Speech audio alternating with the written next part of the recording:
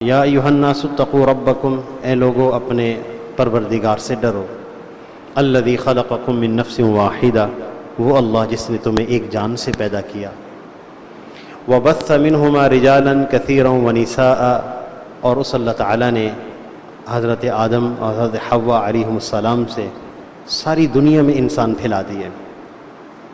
یہ اللہ تعالیٰ کی بہت بڑی قدرت کی نشانیوں میں سے ہے۔ اور یہاں مفسرین یہ بات فرماتے ہیں کہ نکاح کا مقصد یہاں بیان کیا گیا ہے۔ نکاح ہم کیوں کرتے ہیں؟ نکاح کا مقصد نسل انسانی کا بقا ہے، تولد اور تناسل ہے۔ لہذا ہر وہ رشتہ جس میں یہ بات مقصود نہیں ہوتی، اولاد، تولد، تناسل نہیں ہوتا، محض خواہشات کی بنیادوں پر رشتے قائم کیے جاتے ہیں، وہ رشتے سارے کے سارے وہ تعلقات اللہ کو ناپسند ہیں۔ واتقوا اللہ الذی، اس اللہ سے ڈرو، تساءلون بہ، جس اللہ کا تم آپس میں واسطہ دیتے ہو۔ جب تمہیں کوئی مسائل پیش آتے ہیں تو تم یوں کہتے ہو اللہ کا واسطہ، اللہ کا واسطہ، اس اللہ سے ڈرو۔ والارحام، اور رشتہ داریوں کے بارے میں اللہ سے ڈرو۔ مفسرین کرام یہ فرماتے ہیں عمومی رشتہ داریوں کے لیے جو لفظ بولا جاتا ہے وہ ذوی القربہ ہے۔ ارحام ان رشتہ داریوں کو کہتے ہیں جو نکاح کی وجہ سے قائم ہوتی ہیں۔ لڑکی کے والد اور والدہ لڑکے کے لیے خوش دامن اور خسر بنتے ہیں، اور لڑکے کے والد اور والدہ لڑکی کے لیے ساس اور سسر بنتے ہیں۔ ان رشتہ داریوں کے بارے میں اللہ سے ڈرو۔ ان رشتہ داریوں میں صلہ رحمی کو قائم رکھا جائے، اس کے ساتھ بڑی برکتیں ہیں۔ حدیث میں آتا ہے من احب ان یبسط له فی رزقہ وینسأ له فی اثرہ، جو شخص چاہتا ہے کہ اللہ اس کا رزق بڑھا دیں، اللہ تعالیٰ اس کی عمر لمبی کر دیں، فلیصل رحیمہ، اس کو چاہیے کہ صلہ رحمی کرے۔ صلہ رحمی مشکل کام ہے، یہ تب آسان ہو سکتا ہے جب ایک نیت آپ اور میں کر لیں کہ جس کے ساتھ ہم نے صلہ رحمی کرنی ہے اس سے دنیا میں کوئی بدلہ نہیں چاہنا۔ وہ ہمیں بدلہ دے دے محبت کی صورت میں، اکرام کی صورت میں، وہ تو دنیا کا وہ اس کا معاملہ ہے، لیکن ہم نہیں چاہیں گے، اس لیے کہ اگر ہم نے یہ مطالبے رکھے اور سوچنا شروع کی اور توقعات رکھی وہ ہمارے ساتھ اچھا کریں گے تو ہم ان کے ساتھ کریں گے، پھر صلہ رحمی نہیں ہو سکتی۔ اور خاص طور پہ گھر کے اندر جو بوڑھے والدین ہیں اور ان کی خدمت بسا اوقات طبیعتوں پر بوجھ ہو جاتی ہے۔ سفر پہ چلتے چلتے جب والدین کمزور ہو جاتے ہیں، لڑکی کے والدین بیمار ہو گئے، لڑکے کو بوجھ محسوس ہوتا ہے، لڑکے کے والدین بیمار ہو جائیں تو لڑکی کو بوجھ محسوس ہوتا ہے، یہ کیا اب خدمت کرنی پڑتی ہے۔ تو گھر میں اگر لوگ بوڑھے ہو جائیں، بیمار ہو جائیں، ان کی خدمت کا موقع مل جائے تو یہ اللہ کی بہت بڑی نعمت ہے۔ ہمارے آج کے نوجوان کو اس حدیث پہ غور کرنا ہے، جب بھی بوجھ محسوس ہو بوڑھوں کی خدمت کرتے ہوئے، گھر کے بوڑھے افراد کی خدمت کرتے ہوئے کبھی طبیعت پر بوجھ ہو تو جامع ترمذی کی ایک روایت کی طرف دیکھنا ہے کہ آپ صلی اللہ علیہ وسلم کا ارشاد ہے ما اکرم شاب شیخا لاجل سنہ، جو نوجوان اپنی نوجوانی میں کسی بوڑھے انسان کی خدمت کرے گا، اس کو احترام دے گا یا اس کا اکرام کر دے گا، الا قید اللہ عند سنہ من یکرمہ، اللہ اس نوجوان کے بڑھاپے میں ایک نوجوان مقرر کریں گے جو اس کی خدمت کرے گا۔ تو جب بھی کبھی طبیعت پر بوجھ ہو تو اس پر غور کر لے، دلہا میاں بھی، دلہن بھی۔ اور پھر اللہ جل شانہ نے آگے فرمایا اگر دلہا اور دلہن اس کا خیال کر لیں رشتہ داریوں کا، ان اللہ کان علیکم رقیبا، اللہ تعالیٰ تمہاری حفاظت کریں گے۔ دوسری آیت جو آپ صلی اللہ علیہ وسلم نے تلاوت فرمائی وہ یہ ہے یا ایھا الذین آمنوا اتقوا اللہ حق تقاتہ، اے ایمان والو اللہ سے ڈرو جیسا اس سے ڈرنے کا حق ہے، ولا تموتن الا وانتم مسلمون، اور جب تمہیں موت آئے تو ایمان پر آئے۔ تو بندہ بسا اوقات سوچتا ہے کہ بھائی ہم تو یہ حق ادا نہیں کر سکتے، یہ تو بڑے لوگوں کا کام ہے۔ یاد رکھیے گا تقوی کی تعریف بہت آسان ہے۔ تقوی کہتے ہیں جن کاموں کا اللہ نے کرنے کا حکم دیا ہے ان کو نہ کرنے سے بچنا، جیسے نماز پڑھنے کا حکم دیا ہے اس کو چھوڑنے سے بچنا، اور جن کاموں کو اللہ نے نہ کرنے کا حکم دیا ہے ان کو کرنے سے بچنا، بس اس کو تقوی کہتے ہیں۔ اور متقی کسے کہتے ہیں؟ جس کی نیکیاں زیادہ ہوں، گناہ کم ہوں۔ یہ جو ہم بعض دفعہ رشتے جو تاخیر ہو رہی ہے، رشتوں میں لڑکی اور لڑکوں کے رشتوں میں تاخیر ہو رہی ہے بہت زیادہ، بہت وقت لگ جاتا ہے لڑکی کو تلاش کرتے ہوئے، کیونکہ بہت باریکیاں دیکھنی ہوتی ہیں نا، لڑکے میں بھی بہت باریکیاں دیکھنی ہوتی ہیں، یہ کمی تو نہیں ہے، یہ کمی تو نہیں ہے۔ لڑکا متقی ہو، لڑکی متقیہ ہو۔ متقی اور متقیہ اسے کہتے ہیں جن کے گناہ کم ہوں، نیکیاں زیادہ ہوں۔ ایسا نہیں ہو سکتا کہ گناہ ہی نہ ہو۔ انبیاء علیہم السلام معصوم ہوتے ہیں گناہوں سے اللہ کی طرف سے، اور حضرات صحابہ کرام محفوظ ہیں۔ باقی لوگ ایسے ہیں جن سے خطا ہو سکتی ہے، جس کی اللہ حفاظت فرمائے ان کا خاص مقام ہوتا ہے، ورنہ عام انسان سے خطا ہو سکتی ہے۔ لہذا بندہ اگر یوں ہی تلاش کرنے لگے کہ بس کوئی غلطی نہیں ہونی چاہیے، تو پھر رشتوں میں تاخیر ہو جائے گی۔ رشتوں میں تاخیر کا ایک بہت بڑا سبب ہماری آج کل کی طوالت والی تعلیمیں بھی ہیں۔ لڑکی ابھی پڑھ رہی ہے، ابھی اس نے ایف ایس سی کیا ہے، اب بی ایس سی کرے گی، ایم ایس سی کرے گی، ابھی اس کی پڑھائی باقی ہے۔ جو رشتوں کی عمر ہوتی ہے لڑکیوں کی، وہ 18 سال تک ہوتی ہے، جس میں زیادہ رشتے آتے ہیں۔ اب عمر 25 سال ہو گئی، 24 سال ہو گئی، تعلیم حاصل کرتے کرتے اب رشتوں میں کمی آ گئی، اب والدین پریشان ہیں۔ اس لیے اللہ تعالیٰ کسی موقع پر اس سفر میں کہیں جوڑ کا رشتہ عطا فرما دے تو فوراً نکاح کرنا چاہیے، تاخیر نہیں کرنی چاہیے۔ اور رشتوں میں تاخیر کا ایک بہت بڑا سبب خاندانی ذات کا نہ ملنا بھی ہے۔ یاد رکھیے گا کہ اللہ تعالیٰ نے جو ہماری ذاتیں بنائی ہیں، یہ تعارف کے لیے بنائی ہیں، عزت اور ذلت کا معیار نہیں ہے۔ دنیا میں سب سے اعلیٰ جو خاندان ہے وہ سید ہے، سب سے زیادہ شرف والا خاندان۔ اور سید لوگ کون ہوتے ہیں؟ سید لوگ آل علی رضی اللہ عنہ، آل عباس رضی اللہ عنہ، آل جعفر، آل عقیل اور آل ہشام، یہ لوگ سید کہلاتے ہیں، ان کی نسل کے لوگ سارے کے سارے۔ یہ خاندان شرف والا خاندان ہے، دنیا میں سب سے زیادہ عزت والا خاندان یہ ہے۔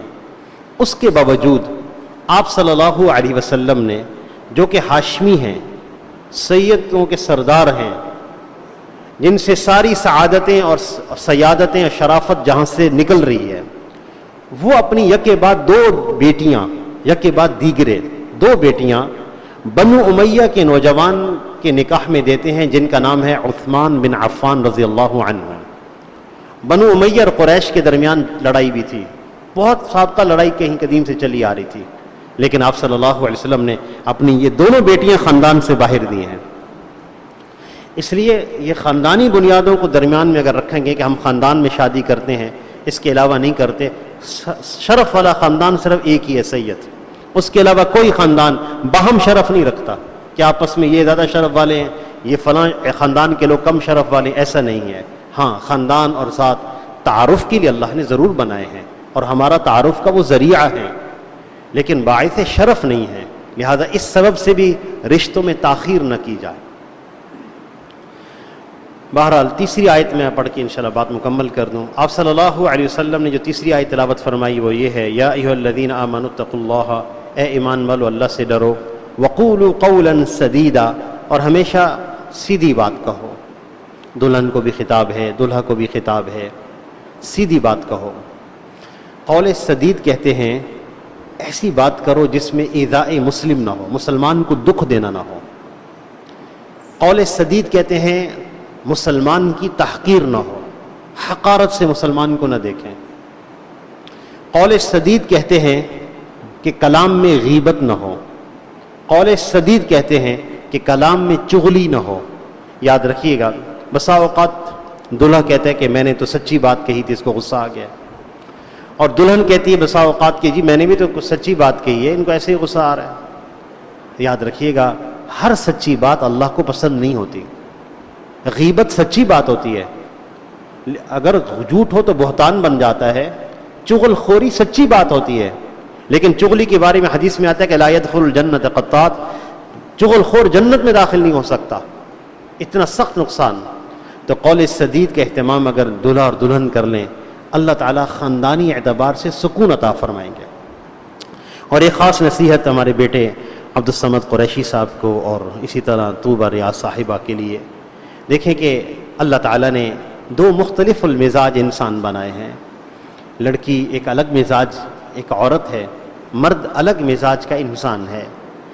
اللہ تعالیٰ کی عجیب شان ہے کہ ایک ہی جگہ سے، ایک ماں کے پیٹ سے پیدا ہونے والے دو سگے بھائی آپس میں مختلف المزاج ہوتے ہیں، عادات مختلف.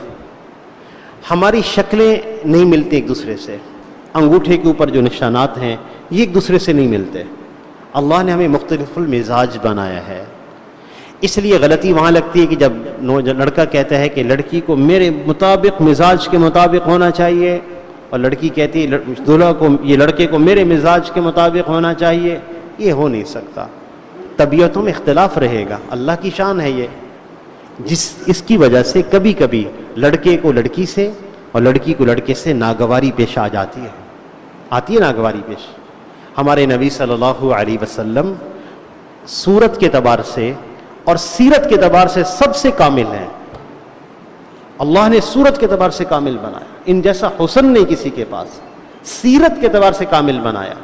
اس کے باوجود آپ صلی اللہ علیہ وسلم کو ازواج مطہرات سے ناگواری ہوئی ہے، اور ازواج مطہرات کو آپ صلی اللہ علیہ وسلم سے ناگواری ہوئی ہے. اس کے باوجود اس لیے ناگواری پیش آ سکتی ہے، تو اس میں حکم کیا ہے؟ اپنے جھگڑے کو اپنے کمرے تک محدود رکھیں. طبیعت میں تیزی بسا اوقات ہو سکتی ہے، لیکن اپنے جھگڑے کو، اختلاف کو اس خبر نہ ہونے دیں کسی کو. اپنے تک محدود رکھیں اور اس کو ختم کر دیں. ہن لباس لکم انتم لباس لہن. اللہ تعالیٰ نے عورتوں کو تمہارے لیے لباس بنایا، تمہیں عورتوں کے لیے لباس بنایا ہے. جب انسان اپنی بیوی کی کہیں کمی بیان کرتا ہے یا بیوی اپنے شوہر کی کمی بیان کرتی ہے، در حقیقت اپنے عیب کو لوگوں کے سامنے رکھ رہی ہوتی ہے. اس لیے کوشش فرمائیں جھگڑا آپ صرف میاں بیوی کے درمیان رہا کریں، آگے نہ جائیں. اس کی کوشش کریں گے انشاءاللہ. اور پھر آیت کا آخری ٹکڑا یہ ہے یصلح لکم اعمالکم. دلہا اور دلہن قول سدید کا اہتمام کریں گے تو اللہ تعالیٰ کی طرف سے وعدہ ہے کہ اللہ تمہارے سارے کام سیدھے کر دے گا، دنیا کے کام بھی سیدھے کر دے گا. اور آخرت میں کیا ہوگا؟ وَيَغْفِرْ لَكُمْ ذُنُوبَكُمْ. اللہ تمہارے گناہوں کو معاف کر دے گا. اور لڑکی اور لڑکا، یہ دلہا دلہن، اس زندگی کے سفر میں کسی مقام پر اگر ان کے دل میں یہ خیال آئے کہ یہ جو دلہن مجھے ملی ہے نا میرے اسٹیٹس پہ نہیں ہے، میرے معیار پہ نہیں ہے، اور دلہن کبھی چلتے خیال اس کے آئے کہ یہ جو لڑکا ہے نا یہ میرے معیار پہ نہیں ہے، ہمارے اسٹیٹس پر نہیں ہے، تو یاد رکھنا ہوگا ہمارے نوجوان کو بھی، ہماری دلہن کو بھی، وہ کیا ہے؟ وَمَن يُطِعِ اللَّهَ وَرَسُولَهُ. کامیابی کا معیار صرف ایک چیز ہے بس، اور وہ ہے جو اللہ کی اطاعت کرے گا، اللہ کے رسول کی اطاعت کرے گا، فقد فاز فوزا عظیما. اس نے بڑی کامیابی حاصل کر لی. اس لیے کامیابی کا ایک ہی معیار سمجھنا ہے. اللہ بیوی کو توفیق دے رکھی ہے، اس نے نیک اعمال کی، دیکھ کر شوہر کہے الحمدللہ. اور شوہر کو اللہ نے نیک اعمال کی توفیق دے رکھی ہے، بیوی کہے الحمدللہ. اور مولانا الیاس رحمۃ اللہ علیہ ہمارے بڑے بزرگوں میں سے تھے، وہ ایک بات فرماتے تھے کہ دلہا کو خطاب کر کے کہتے تھے کہ بیٹا تم پہلے اکیلے تھے، اب تم دو ہو گئے ہو. پہلے تم اکیلے اللہ کو راضی کرتے تھے، اب تم دو مل کر اللہ کو راضی کرو. اللہ تعالیٰ سے دعا ہے کہ اللہ ہم سب کو عمل کی توفیق عطا فرمائے. وآخر دعوانا ان الحمد للہ رب العالمین.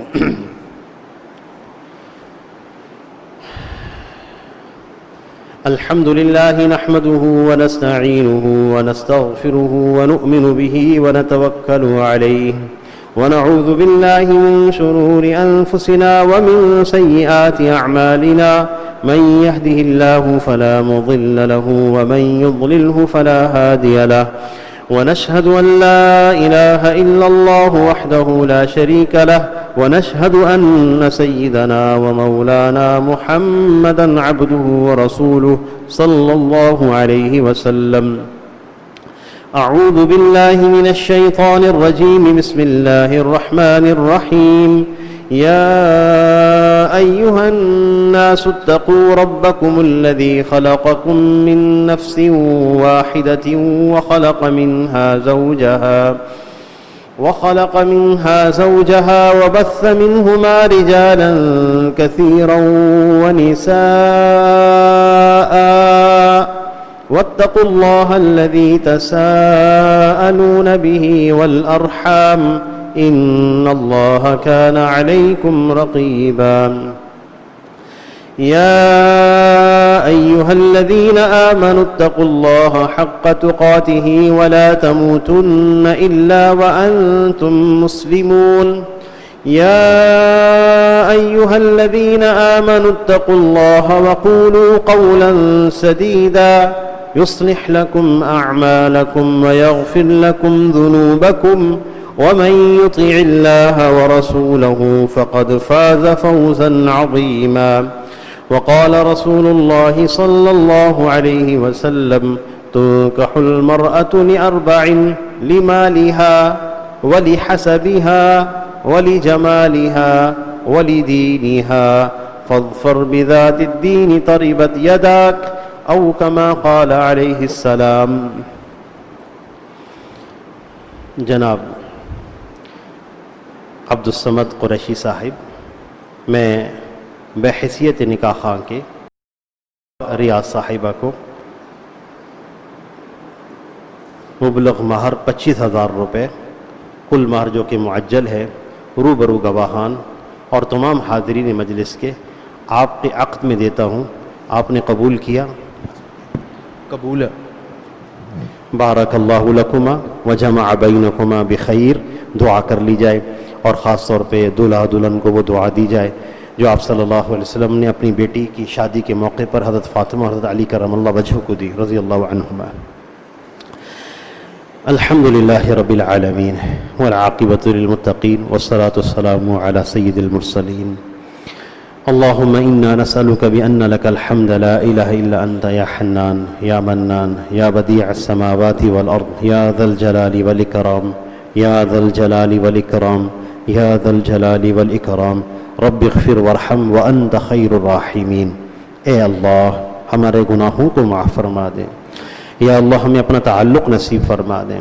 اے اللہ یہ جو نکاح مسنون کی تقریب ہوئی ہمارے بیٹے عبدالصمد قریشی صاحب اور طوبہ ریاض صاحبہ کی، اے اللہ ہم ان کو وہ دعا دیتے ہیں بارک اللہ لکما، اللہ تم دونوں کو برکتیں دے، وجمع بینکما بخیر، اللہ تم دونوں کو خیر کے کاموں پہ جمع رکھے. اے اللہ ہمارے ان بچوں کو نیک اولاد عطا فرما.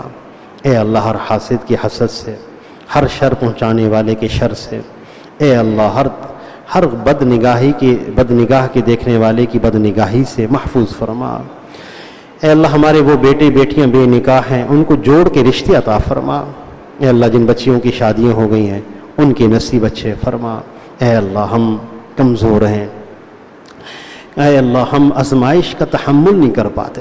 اے اللہ ہم دنیا اور آخرت میں صرف آپ سے عافیت کے طلبگار ہیں اور ہم وہ دعا مانگتے ہیں جو آپ نے ہمیں سکھائی، ربنا آتنا فی الدنیا حسنہ وفی الآخرۃ حسنہ وقنا عذاب النار. اے اللہ ہم اپنی اولاد اور اپنی بیوی بچوں کے بارے میں وہ دعا مانگتے ہیں جو آپ نے ہمیں سکھائی اور مانگنے کا حکم دیا، ربنا حب لنا من ازواجنا وذریاتنا قرۃ اعین وجعلنا للمتقین اماما.